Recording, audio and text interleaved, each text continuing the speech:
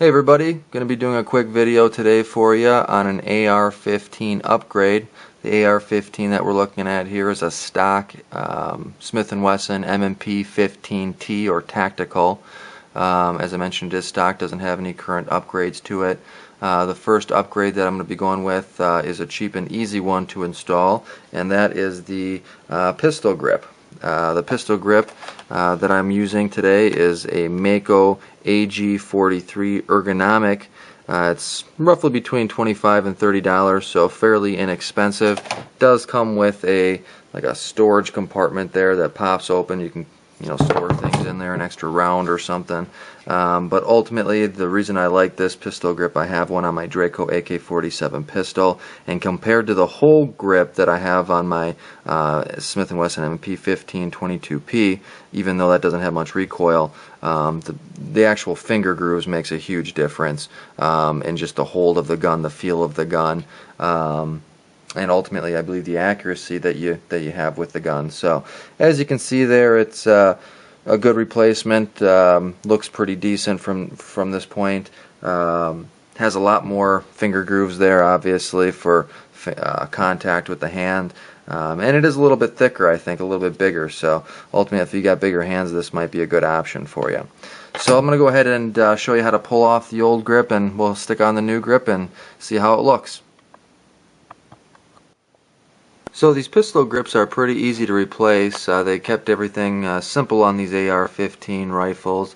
But essentially, if you flip it up and over, the pistol grip should be bottom or hollow on the bottom. If you have a storage compartment on your current one, you can probably take that off and find the same thing. But as you notice inside there is a flathead screw. If you go ahead and unscrew that, it should loosen the pistol grip from the lower receiver. What you want to be careful of as you're doing it, and I'll set the camera down here and see if I can get you a good angle on this, but there is a spring that holds the safety, I believe is the mechanism that it operates, but there is a spring on the inside here that as you're pulling off the pistol grip will actually come loose, and as you can see there, it's coming out. So you want to be careful that you don't lose that pin.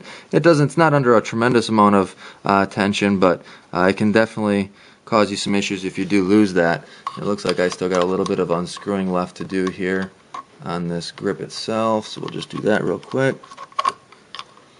But it comes off fairly easy. There shouldn't be a whole lot of tension in there, and really ultimately all there is a threaded screw there with a locking washer, and that's really ultimately what holds it on.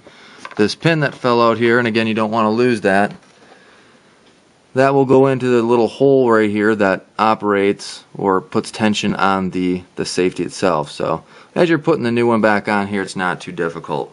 As we put on the new one, what I'm going to do is kind of position that tension spring there and then come back over the top. Actually, it's probably better maybe just to go in with it into the grip itself first. I can see there's a little notch hole dug into it. And then we'll move it over into the pin position there. Now at this point, what we should be able to do is go ahead and screw that screw back into the grip, and that should tighten this back to the lower receiver. As I noticed, this grip does have a safety compartment or a storage compartment here, so I will have to take that out. Alright, as you can see here, we got it installed.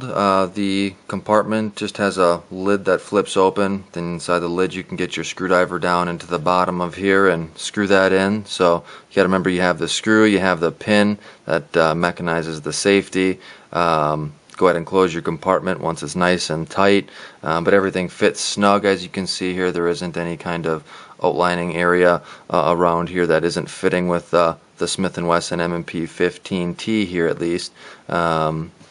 Looks real nice. It feels real nice. I ultimately think this is going to be an enhancement to my grip on the gun, and ultimately then enhancement to the accuracy and the functionality of the weapon. Hope this helps you in identifying perhaps a pistol grip that'll work for you. Thanks for watching, guys.